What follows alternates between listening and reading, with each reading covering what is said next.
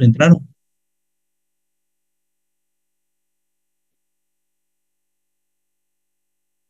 Porque a las 9 menos un minuto ya estaba la sala abierta, supuestamente. Bueno, son detalles que aparecen a veces. Muy bien, entonces eh, vamos a dejar hasta mañana que completen la actividad. Bueno, no sé si tienen alguna dificultad de las características para que hablemos de eso un poquito primero.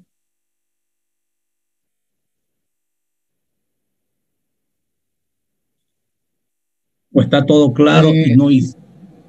Dígame. Ingeniero, las diferencias que usted pedía eran diferencias notorias a ojo, o sea, a simple vista o más técnicas, más intrusivas, por así decirlo. No, pues las diferencias son a primera vista, podemos decir, ¿no? Porque, por ejemplo, si una fuente, digamos, tiene tales voltajes de salida, ¿sí? Otra va a tener otros voltajes de salida, ¿de acuerdo? Probablemente del tema de la entrada no haya mucha diferencia porque va a ser 220, digamos, la fuente con más o menos 15, por ejemplo, de tolerancia. Y la otra puede ser lo mismo, ¿sí? Entonces, en realidad es comparar lo que haya, ¿no? Dos fuentes y las comparan con los parámetros ahí que escojan ustedes, ya les di algunos. Esa es la actividad, ¿no? Encuentran dos fuentes y las comparan. En realidad, las especificaciones técnicas de dos fuentes y las comparan. ¿Alguna otra consulta?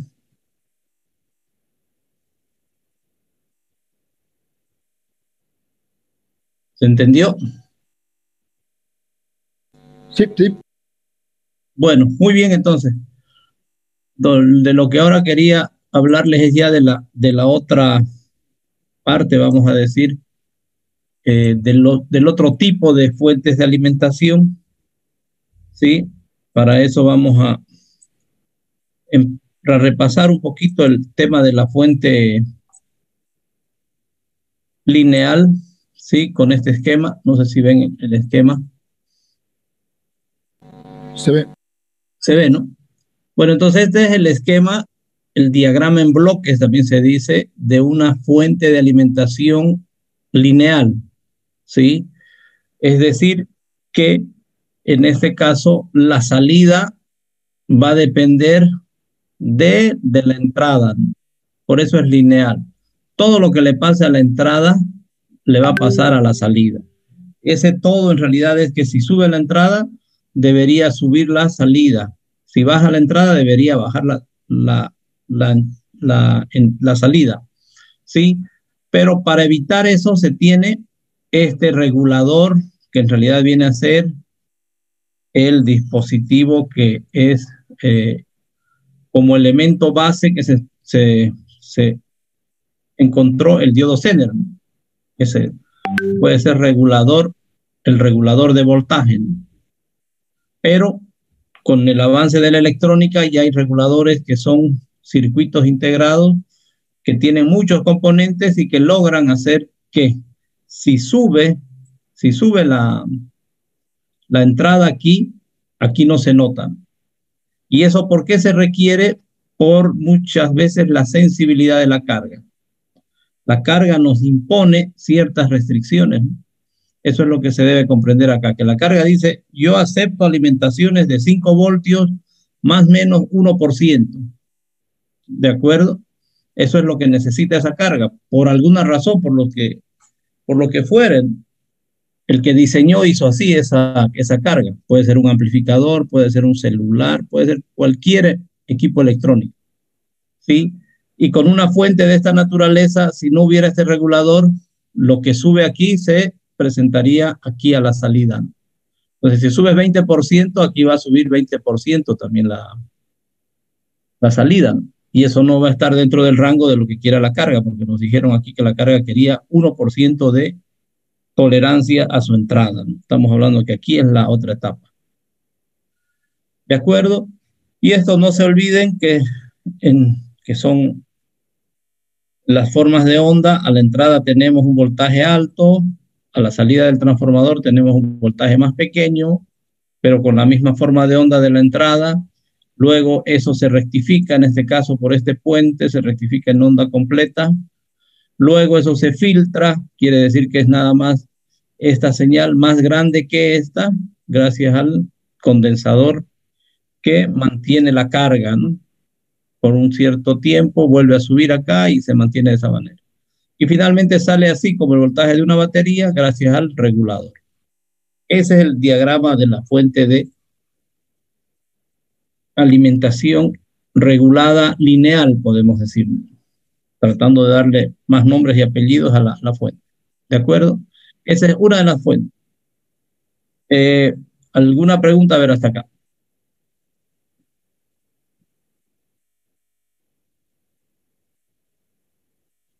¿Alguna duda? ¿El regulador, ingeniero, está ya en la mayoría de las electrónicas o puede variar? O sea, puede ser, no, ¿cómo le digo? Usted especificó que es para la sensibilidad de la corriente, ya sea de un electrodoméstico o cualquier cosa, o electrónica, que no requiera más voltaje, pero que puede haber casos en el que por X motivo se pueda quemar o pueda dañarse y no proceda a causar daño. Uh, es probable, o sea, lo que quiero entender es que si se daña el regulador, eh, que, que ese daño no pase a la carga, estoy entendiendo, ¿no? Exacto. En muchos casos sí va a pasar a la carga el daño, ¿no? Puede pasar. Y eso sucede, vamos a decir, un tanto aleatoriamente, podemos decir, en algún momento, porque también las cargas suelen tener un sistema de protección, es decir, un equipo electrónico, vamos a decir, de relativa calidad en el diseño, va a tener elementos de protección, ¿no? Entonces, si bien puede fallar la fuente, en este caso, si está fallando el regulador, está fallando también toda la fuente, entonces puede ser que haya un fusible, que haya algún otro tipo de elemento dentro de la carga para evitar el posible problema que se produzca. Y en este caso, bueno, se produjo ese problema, entonces ya ese elemento básicamente puede ser un fusible, va a estar para proteger la carga, ¿no? Es decir, eso va en la parte de seguridad del sistema, ¿no? ¿De acuerdo? Ok. ¿Alguna otra pregunta entonces? Ingeniero, una pregunta. A la Adelante. hora de hacer la fuente de alimentación, en caso de que se le ponga más condensadores, ¿la salida sería mucho mejor o no varía? La salida es mucho más grande, vamos a decir, de más valor cuando se le pone más condensadores. Sin embargo, eso también tiene un límite porque el poner tanto condensador a la larga genera en la fuente un punto de pérdida también, ¿no? Porque el condensador, al ser más grande, vamos a decir que consume también, él mismo consume más energía. Por tanto, la fuente en sí, si bien le estamos sacando más voltaje, pero va a ser a cambio de que ese condensador también consume energía y el balance puede quedar tal que no sirva el querer ganar algo por un lado sabiendo que se va a perder por otro. Entonces hay una limitante, digamos, ahí, ¿no? Que puede ser restrictiva para eso. De ¿De acuerdo, acuerdo? ingeniero. Entonces, desde la lógica del concepto, si vemos conceptualmente, mientras más grande sea el condensador, ¿sí? Va a ser, vamos a poder sacarle, digamos así, a la fuente un nivel de continua más grande, ¿no? Por el hecho de que el condensador va a tardar en descargarse más porque tiene harta carga y bueno, tendríamos un poquito más. Sin embargo, ese poquito más puede ser muy poco y en términos de energía, el condensador también tiene pérdidas porque saben ustedes que un condensador real no solamente es condensador, sino también tiene una resistencia, ¿no? Y ahí se produce el efecto Joule y estamos perdiendo energía nada más por ahí. Entonces, ahí va el tema de la eficiencia, que por querer ganar ese poco, la suma total, la fuente puede ser ineficiente. Ya habíamos hablado algo de eso, de la eficiencia, que significa que lo que yo saco en la salida, ¿sí? Siempre va a ser menos que lo que tengo en la entrada, en tema de potencia, ¿no? ¿Por qué? Porque la fuente, ella ya consume energía para funcionar. Entonces, al poner un condensador grande, va a consumir más energía, digamos así, y por tanto va a ser más ineficiente esa fuente, ¿no? Entonces, hay toda una serie de tablas, de parámetros, de cálculos, de simulaciones que hacen ahora para poder llegar a un punto óptimo, ¿no? Un punto de equilibrio, donde el condensador no sea ni tan grande ni tan pequeño, tampoco se produzcan tantas pérdidas y sea lo más óptimo posible, ¿no? Entonces ya estamos en ese momento, digamos, de la electrónica. Antes había que a veces conformarse con algo menor a eso, ¿no? Ahora, como hay tantas herramientas, se puede hacer eso. Pero eso estamos hablando desde el punto de vista del diseño, ¿no?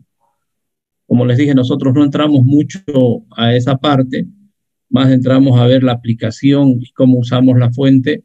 Sin embargo, estos conceptos son igual básicos, ¿no? Por ejemplo, el tema de la eficiencia en una fuente y en cualquier equipo, ¿no? Muy bien, ¿alguna otra consulta entonces? Si no, pasemos a ver ya el diagrama en bloques de una fuente conmutada, y aquí vamos a ver directamente cuáles son los más grandes cambios que hay. Al fin y al cabo, queremos hacer lo mismo, ¿no? Que con la fuente lineal, ¿sí? ¿Y qué es lo que queremos? Tener una alterna a la entrada y a la salida tener una continua. Esa es la fuente, no hay otra idea, ¿sí? Solamente que para hacer algo podemos usar varios métodos, ¿no? Para conseguir un fin podemos usar varios medios. Dicho de otra manera, ¿qué se hace en este caso? ¿Sí? Lo que se hace es de ya rectificar la entrada. Fíjense acá, está atacando directamente al rectificador la entrada. No hay un transformador de entrada ahí aquí, ¿sí? Y ahorita vamos a ver por qué y por qué sucede eso, cuál fue la idea. Luego, aquí tenemos ya rectificado y filtrado un, un voltaje continuo ya, ¿no? ¿Sí? Esta, si bien es así, pulsante, pero esta es continua, aquí hay una componente de continua. Entonces está rectificada esta señal con un valor continuo acá. ¿Y qué es lo que dijeron ellos? ¿Qué encontraron, ¿no? Dijeron, ¿por qué no la volvemos a hacer alterna esta? ¿Sí?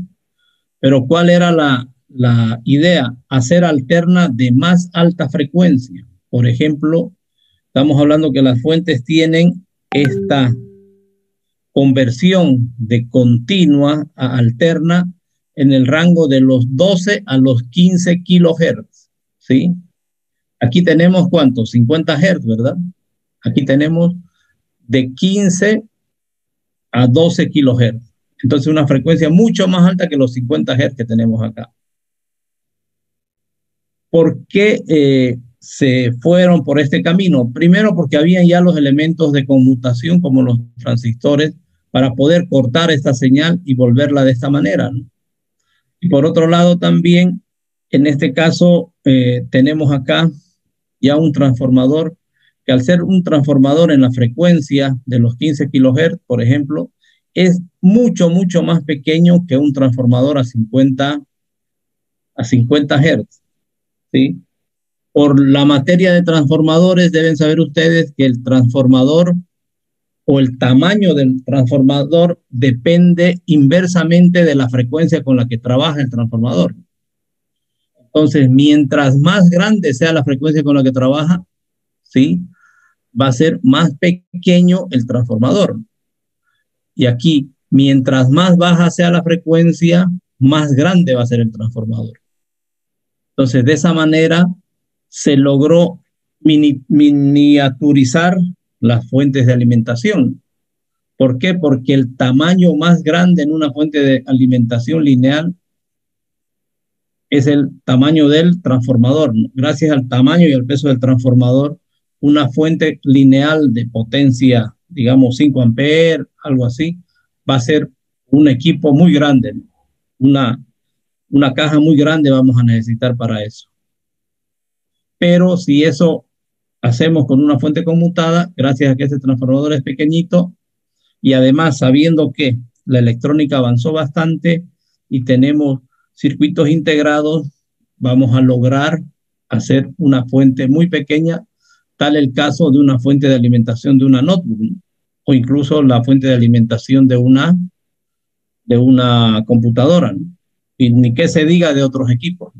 Son fuentes muy pequeñitas gracias a que lograron hacer, implementar esta idea, ¿no? Entonces aquí la señal, aquí es alterna de alto voltaje, aquí reducimos, por ejemplo, a 12 voltios, aquí ya tenemos una alterna de 12 voltios.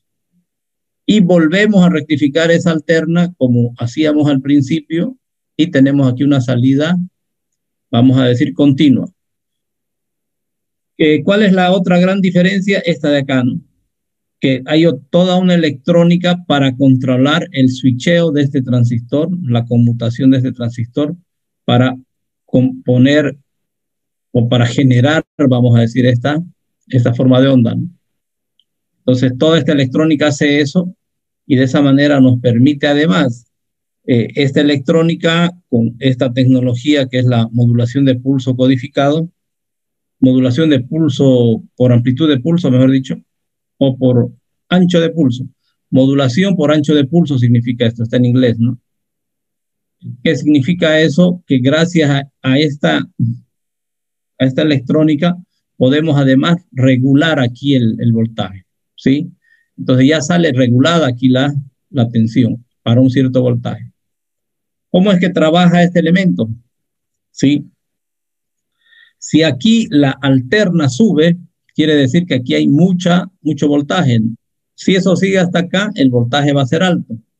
Entonces aquí detecta este sistema que el voltaje es alto, vamos a decir, en un ciclo, en un momento, y dice, no, lo que tengo que hacer es, por ejemplo, quitar el ciclo de conducción. Es decir, que esto sea más chiquitito, por eso es de amplitud de ancho de pulso. Este lo voy a hacer más chico. Hay menos energía, entonces, pasando. ¿Por qué? Porque aquí hay cero más tiempo. De esa manera, entonces, yo controlo y en este caso baja aquí la tensión, ¿no? Ahora, ¿qué pasa cuando esta tensión baja? Necesito más tiempo de conducción. Entonces aquí se detecta que baja la tensión, ¿sí? Y este sistema dice, no, ahora aquí tiene que haber mucha más conducción. Entonces esto crece, ¿sí? Crece, por ejemplo, hasta acá y ya hay más energía, ¿no? Porque vamos a pensar que estas partes de acá son las que son energía. Entonces, si esto muevo y hago más grandecito, creció la energía, por tanto aquí esto crece. Entonces, de esa manera estoy yo logrando también la regulación. ¿De acuerdo? Entonces, lo fundamental aquí es que gracias al transistor y los transistores y este tipo de componentes, logramos la conversión de esta señal continua en alterna. Y bueno, y este transformador más chico lo que hace es, desde la lógica que teníamos antes, de un voltaje de alto valor, bajar a un voltaje de bajo valor para sacar aquí una tensión que necesitemos, ¿no? 5, 12 voltios, etcétera. ¿De acuerdo? Esa es entonces la fuente o el diagrama en bloques, mejor dicho, de una fuente de alimentación conmutada, también regulada. ¿Alguna pregunta? A ver, hasta aquí.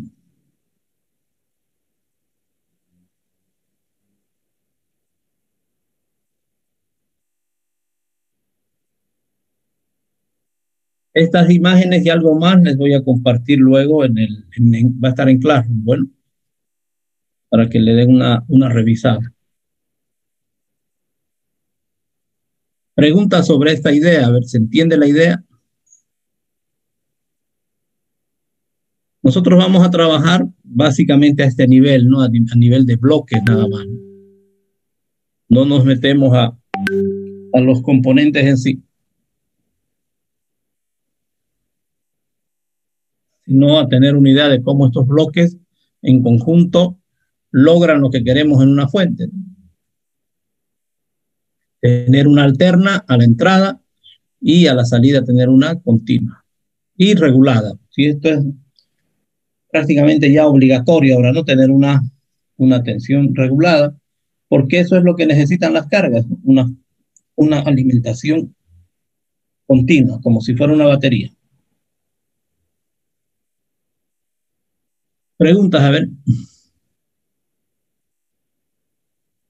o algún comentario.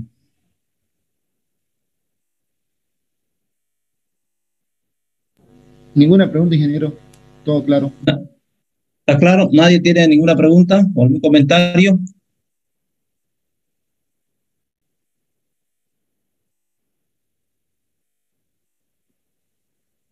Si comparamos ambas fuentes, ¿sí? Es decir, la lineal y la conmutada, vamos a encontrar algunas ventajas y algunas desventajas en cada una de ellas. Por ejemplo, en el tema de una fuente lineal, desde el punto de vista de su estructura, es una fuente mucho más simple, ¿no? Por los bloques incluso que vieron. Está el transformador, rectificador, filtro, regulador y se acabó la fuente. No hay más complejidad. En el otro caso, si se fijan, hay más bloques, ¿no? Hay dos rectificadores, dos elementos. Hay toda una etapa de control que es una electrónica muy, muy compleja. En este caso, nosotros solamente estamos mostrando los bloques. ¿Sí? Y generalmente hacemos el estudio de esa manera, ¿no? Que nosotros empezamos por una caja y podemos ir disgregando esa caja en sus partes de a poco, ¿no?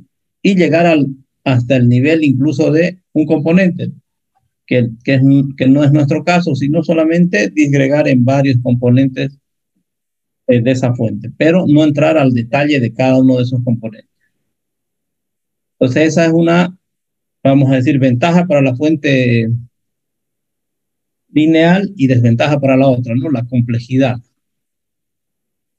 Luego otra que es más patente es la ventaja que tiene la fuente conmutada, que en menor tamaño puede generar, tamaño físico quiero decir en este caso, ¿no? Puede generar o puede manejar potencias mucho más elevadas, ¿no? Mientras que la otra, para manejar ese mismo tipo de potencia, necesita cajas muy grandes, ¿no? Entonces esa es una desventaja que tiene la fuente de alimentación lineal con respecto a ese parámetro. Ahora bien, una desventaja también que tiene la fuente conmutada desde la lógica de la reparación es que la reparación no es muy fácil, es más difícil. Bueno, eso se puede tocar todavía desde esa lógica, aunque por el avance de la electrónica, en muchos casos ya no conviene reparar una fuente, ¿no? Ni económicamente a veces, ni en términos de tiempo, ni en términos de calidad de la solución. Entonces, ese es el otro tema. Pero si hablamos desde la lógica de la reparación, una fuente lineal es más fácil de reparar. Es más fácil de reparar que una fuente conmutada. ¿Por qué pasa esto? Porque en la fuente lineal yo puedo ir probando etapa por etapa en forma separada y de esa manera puedo llegar a la falla. En el caso de la fuente conmutada no puedo hacer eso, no se puede hacer eso. Es decir, ustedes no pueden decir, a ver, voy a sacar el control y voy a ver si está bien o está mal. Nada. Entonces tampoco puedo sacar, digamos así, la parte de conmutación solita y ver que funcione. No, tiene que trabajar todo en conjunto. Y eso hace en muchos casos más compleja o más difícil la reparación de una fuente conmutada. Esos tres elementos, entonces, en nivel de comparación de estas fuentes, hay que tomarlos en cuenta. Estamos hablando del diseño, de la forma de la fuente, que es más menos compleja en el tema de la lineal, un tema. Luego el tamaño de la fuente lineal es muy grande, la conmutada es pequeñita, y por el otro lado la complejidad en la reparación. La fuente lineal es fácil de reparar porque puedo ir probando etapa por etapa, y la fuente conmutada no. Tengo que probar todo junto y eso me lleva muchas veces a muchas dificultades para la reparación. Y cerrando esa idea de la reparación, ¿por qué decía que no, ya no era efectiva la reparación? Ya no es efectiva en realidad la reparación de muchas fuentes por el tiempo invertido, porque la mayoría de las fuentes van a ser fuentes conmutadas, ¿sí? Un tema hasta encontrar la falla es un tiempo invertido, ¿sí? Por otro lado, la poca disponibilidad de componentes para cambiar, salvo que hagamos lo que algunos dicen el canibalismo electrónico, tener varios equipos ahí que están mal e ir buscando piezas de ahí. De esa manera se suelen resolver estos temas desde el punto de vista de los repuestos. Pero eso a qué nos puede llevar a que no garanticemos, no podamos garantizar a ciencia cierta la reparación esa y que nos va a durar un buen tiempo. ¿Por qué? Porque estamos reutilizando componentes y probablemente no estemos reutilizando los mismos componentes incluso. De ahí que la fuente que reparemos al poco tiempo pueda volver a fallar. Entonces no va a ser una reparación que nos garantice, ¿no? Que nos dé confianza. Esa sería la limitante. Y como nos toma mucho tiempo hacer eso, además, ¿cuánto vamos a cobrar? No podemos cobrar poco. ¿Y qué pasa si cobramos mucho? No nos van a pagar. ¿Por qué? Porque una fuente no cuesta tanto, no puede ser más barato comprar una y cambiar y listo. Entonces, eso es lo que pasa en la actualidad, ¿no? Entonces, desde esa lógica, también hay que entender esas circunstancias, ¿no? Muy bien, a ver, ¿alguna pregunta hasta aquí? No es pregunta, pero sí como que sería un análisis, una deducción de que la mayoría Sí. de las cosas se están haciendo obsoletas, en pocas palabras. Mm, a ver, otra vez, no acabé de O sea, escuchar no es bien. una pregunta, pero más sería como un análisis de que al hacer las cosas más complejas, como que te obligan a comprar otra y sería como que le están haciendo más obsoleta. Ah, claro, al hacerlas más complejas sí podrían estarnos obligando a eso, pero no se olviden también que esa complejidad hace que tenga más funcionalidad esa fuente, digamos, ¿no? Podemos decir que sea más confiable y que se dañe menos en el tiempo, ¿no? Que tenga más tiempo de duración, ¿sí? Y el otro tema es que la industria en realidad bueno, vamos a decir, la humanidad ha llegado pues a ese momento, ¿no? De, por ejemplo, en los países de primer mundo quieren, o voy a decir querían, no sé si quieren todavía, cambiar autos cada 2, 3 años, por ejemplo, ¿no? Y ahí estamos hablando de que ese auto, pese a que esté bien, pero bueno, por lo que llamamos el consumismo, se llega a eso, ¿no? ¿Y por qué también se llega a esto? Porque fíjense, si no se venden más autos, hacemos unos autos hermosos que duran 20, 30 años, esa industria, cómo va a mantenerse? ¿Sí? Entonces, la humanidad ha llegado a ese momento, y esto es hablando más macro, ¿no? Más a ese nivel. Entonces, ¿qué pasa en todos los aspectos? Y la electrónica está más todavía en ese rubro, ¿no? Y peor con el tema de los celulares, ¿sí? Entonces, los celulares, por ejemplo, ¿cada cuánto tiempo sale un nuevo modelo? Ahí está el tema, ¿no? Entonces, el celular puede seguir sirviendo años, ¿no? Y sin embargo, también, ¿qué pasa ahí? En el tema de los celulares aparecen aplicaciones más pesadas, se tiene que manejar más memoria, etcétera, y queda el equipo, como dicen, ¿no? Ya obsoleto, pese a que esté bien, ¿no? ¿Por qué? Porque hay otros requerimientos, ¿sí?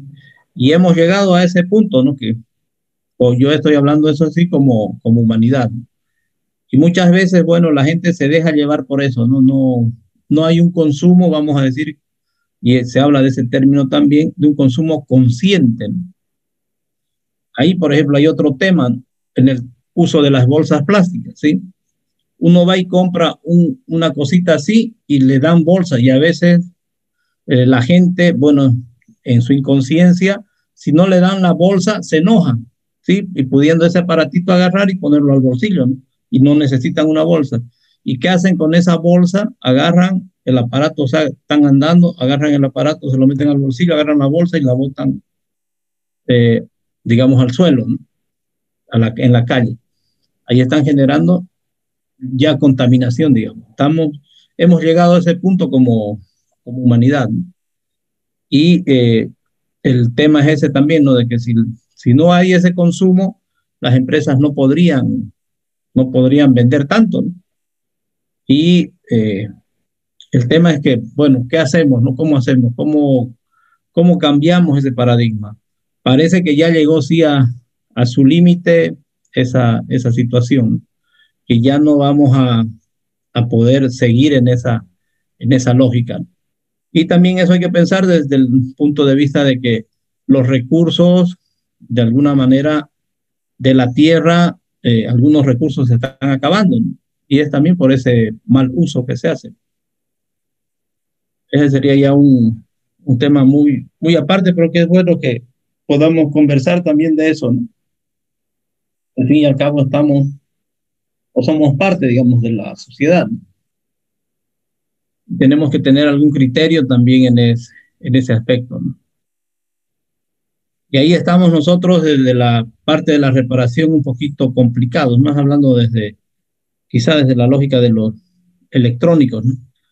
Porque en el tema, aunque también podría pasar en el tema de la electromecánica y demás, eh, que hay máquinas muy nobles, voy a decir, muy fieles, antiguas, que probablemente con una adaptación de algo de automatización, algo de electrónica, esa máquina se pueda volver a utilizar, ¿no? Pueda seguir trabajando y no se tenga que botar. Y ese, por ejemplo, es un reto para, en particular, los electromecánicos que con la electrónica, con la automatización, puedan ver esa posibilidad, ¿no? De reutilizar esos equipos, porque realmente eran equipos muy buenos, ¿no? Que duraban bastante tiempo, pero que ya al momento puede que sean obsoletos, ¿no? Por la tecnología, o también puedan ser ineficientes, consuman mucha energía, por ejemplo, ¿no? Pero si se hace un análisis de eso y se puede bajar el consumo de energía, por ejemplo, poniendo algún microcontrolador en alguna etapa del sistema ese, se pueda reutilizar lo grueso, ¿no? Y ahí estamos realmente aportando, ¿no? Dando una solución. Y eso, en muchos casos, primero pasa por el concepto este que les estoy diciendo, ¿no?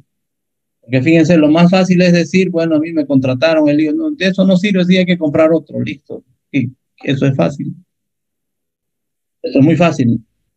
Hasta el dueño podría decir eso, bueno, ya compraré otro.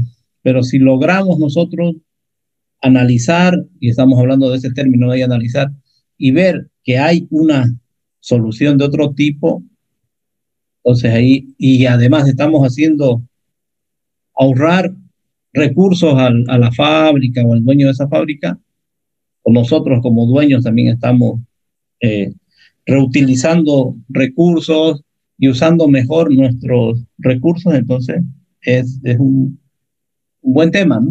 Una buena cosa. ¿De acuerdo? ¿Alguna otra, algún otro comentario, alguna otra pregunta?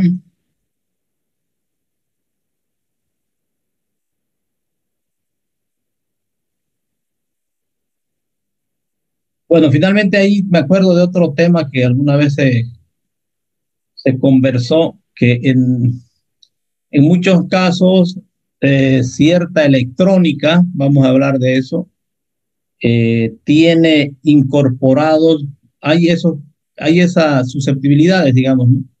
Que puede ser que ciertas electrónicas de pronto dejen de funcionar, ¿no? Sin que medie ninguna falla, digamos, así aparente. y ahí aparece el comentario ese, ¿no? Que es algo, una línea de investigación podría ser, de que es posible que tengan una especie de reloj interno, esas electrónicas, que digamos llega a un tiempo de vida de tantas horas y se genera ahí vamos a decir, un programa, algo dentro del equipo que hace que se dañe, ¿no? Que algo falle. Y como estoy diciéndoles acá, puede ser que comprar o reparar eso sea más caro, entonces mejor compren otro. Además hay otro de una versión más moderna, entonces no, mejor compremos otro. Entonces hay también ese otro componente en cuanto a la electrónica, ¿no? Que se habla bastante de eso, ¿no? Y ya es otro tema ese, ¿no? Que los grandes fabricantes hacen eso, porque si no, como les digo, una electrónica bien cuidada puede durar toda la vida, ¿no? Porque ¿cuál es el mal de la electrónica? El calor, el polvo y la humedad, ¿no? Pero si mantenemos esos parámetros controlados, esa electrónica va a ser prácticamente eterna, ¿no? No va a fallar.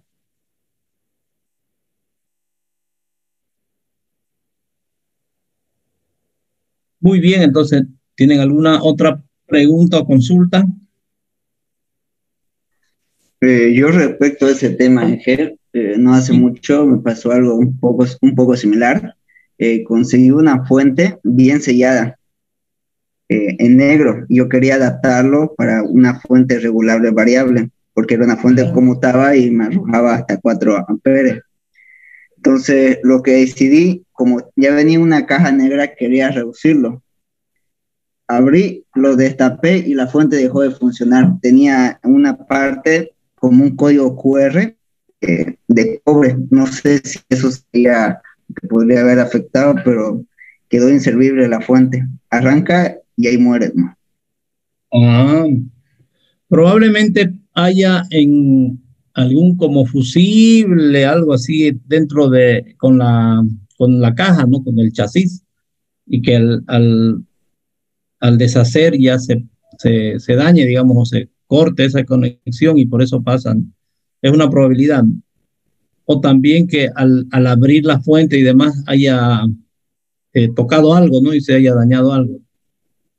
Esa también podría ser otra posibilidad, ¿no? Pero sí pueden pasar esas cosas, ¿no?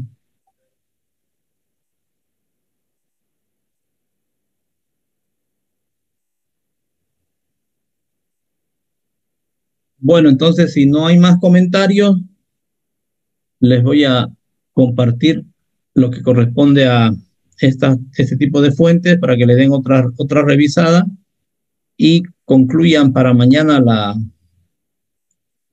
la actividad de la comparación de las fuentes y ahí vamos a darle una revisión a eso y vamos a quedar también en base a eso y esto que van a revisar.